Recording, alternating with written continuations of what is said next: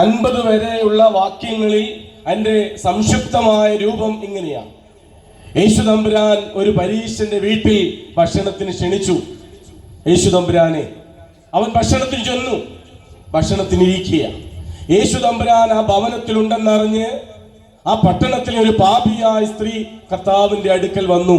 ഒരു വെങ്കൽ ഭരണി പരിമള തൈലവുമായി കർത്താവിന്റെ കാൽക്കൽ വന്നു. അവൾ കണ്ണുനീരുകൊണ്ട് കർത്താവിന്റെ കാൽ കഴുകി, തലമുടി കൊണ്ട് കാല് തുടച്ചു, പരിമള തൈലം കർത്താവിന്റെ കാലിൽ പൂശി. ഇത് കണ്ട് ഈ ആരാണോ കർത്താവിനെ ഭക്ഷണത്തിന് ക്ഷണിച്ച പരീശൻ മനസ്സിൽ ചിന്തിച്ചു, ഈ സ്ത്രീ, ഇവൻ ഒരു പ്രവാചകനായിരുന്നെങ്കിൽ ഈ സ്ത്രീയെ അറിയാമായിരുന്നേനെ. കാരണം അവൾ ആരാ? അവൾ പാപിയ, അവളൊരു പാപിയാണ്. ഇവനൊരു പ്രവാചകനായിരുന്നെങ്കിൽ ഇവളെ മനസ്സിലാക്കിയനെ, ഇവളെ അകറ്റി നിർത്തിയനെ എന്ന് പരീശനായ മനുഷ്യൻ മനസ്സിലൊന്ന് ചിന്തിച്ചതേ ഉള്ളൂ. ആ ചിന്തിച്ചപ്പോഴാണ് യേശു തമ്പുരാൻ ആ പരീശനെ പേര് ചൊല്ലി വിളിക്കുകയാണ്. ശീമോനെ, നിനക്ക് എന്തു തോന്നുന്നു എന്ന് ശീമോനോട് തിരിഞ്ഞ് കർത്താവ് പറയുക, ശീമോനെ നിനക്ക് എന്തു തോന്നുന്നു?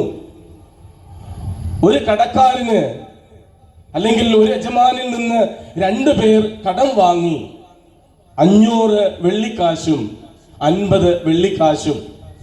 അവർക്ക് തിരിച്ചടയ്ക്കുവാൻ നിവൃത്തിയില്ലാത്തതുകൊണ്ട് അത് ഇളച്ചു കൊടുത്തു.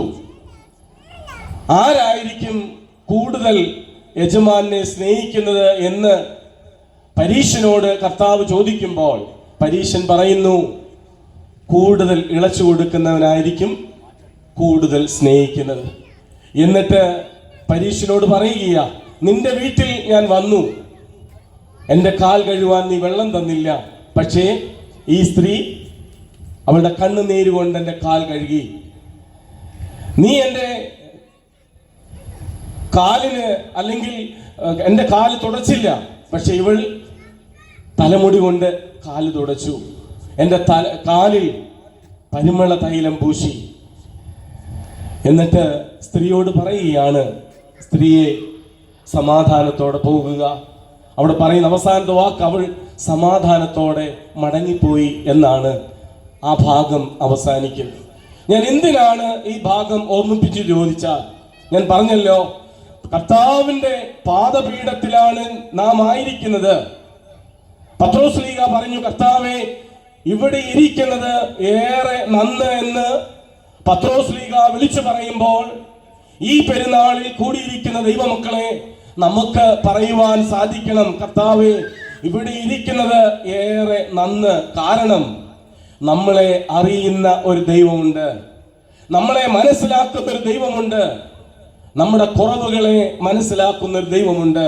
പരീശൻ മനസ്സിലൊന്ന് ചിന്തിച്ചപ്പോൾ യേശു തമ്പുരാൻ അവന്റെ മനസ്സ് കാണുകയാണ്.